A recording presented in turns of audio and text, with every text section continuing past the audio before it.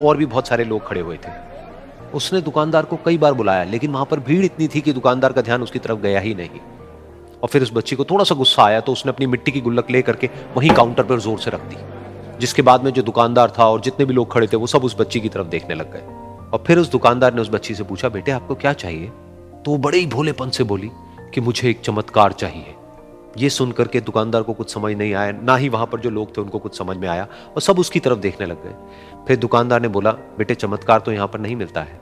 तो बच्ची को लगा कि वो उससे झूठ बोल रहा है, तो बच्ची ने कहा कि मेरी गुल्लक में बहुत पैसे हैं, आप बताओ आपको कितने पैसे चाहिए, लेकिन मैं आज यहां से चमत्कार लेकर के ही जाऊंगी। तो वहीं काउंटर पे एक और आदमी खड़ा था, उसने उस बच्ची से पूछा कि बेटे क्यों चाहिए तुमको चमत्कार? तब उस बच्ची ने अपनी कहानी बताई कि अभी कुछ दिन पहले मेरे भाई के सर में बहुत तेज दर्द हुआ, तो मेरे पापा मम्मी उसको हॉस्पिटल ले गए। उसके बाद कई दिन तक मेरा भाई घर नहीं आया। तो मैंने कई बार अपने पापा से पूछा, लेकिन उन्होंने मुझे कुछ नहीं बताया। उन्होंने बार बार यही कहा कि वो आ जाएगा, वो कल आ जाएगा, वो कल आ जाएगा, लेकिन वो आ ही नहीं रहा था।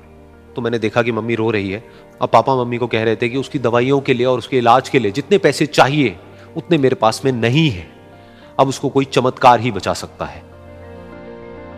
तब मुझे लगा कि अगर मेरे पापा के पास में इतने पैसे नहीं भी हैं तो क्या हुआ, मेरे पास में तो है। तो मैंने जितने भी पैसे जोड़ रखे हैं वो सारे लेकर के मैं इस दवाई की दुकान पर आई। फिर उस आदमी ने उस बच्ची से पूछा, कितने पैसे हैं तुम्हारे पास में? ये सुनते ही उस बच्ची ने अपनी गुल्लक उठाई, जमीन पर फेंकी और तोड़ दी, और पैसे गिनने लग गई। बाकी सब लोग खड़े होकर के उसको देख रहे थे। थोड़ी देर बाद उसने सारे पैसे अपने हाथ में इकट्ठे किए और बोली, मेरे पास में पूरे 19 रुपए हैं। वो जो आदमी वहां पर खड़ा था वो थोड़ा सा मुस्कुराया और बोला कि अरे तुम्हारे पास में तो पूरे पैसे हैं, इतने का ही तो आता है चमत्कार। ये सुनकर के वो बच्ची बहुत खुश हो गई और बोली कि चलो मैं आपको अपने पापा से मिलवाती हूं। बाद में पता लगा कि वो आदमी कोई आम आदमी नहीं था, बल्कि एक बहुत बड़ा न्यूरोसर्जन था, और उसने सिर्फ 19 रुपए में उसके भाई की सर्जरी करी, और कुछ ही दिन बाद वो ठीक होकर के घर वापस आ गया। फिर कुछ दिन बाद वो बच्ची, उसका भाई, उसके पापा, उसकी मम्मी, चारों एक साथ बैठे हुए थे और बात कर रहे थे। तो उसकी मम्मी ने उसके पापा से पूछा कि अब तो बता दो ये चमत्कार आपने किया कैसे? तो उन्होंने अपनी बेटी की तरफ देखा और बोले, ये चमत्कार मैंने नहीं, इसने किया है।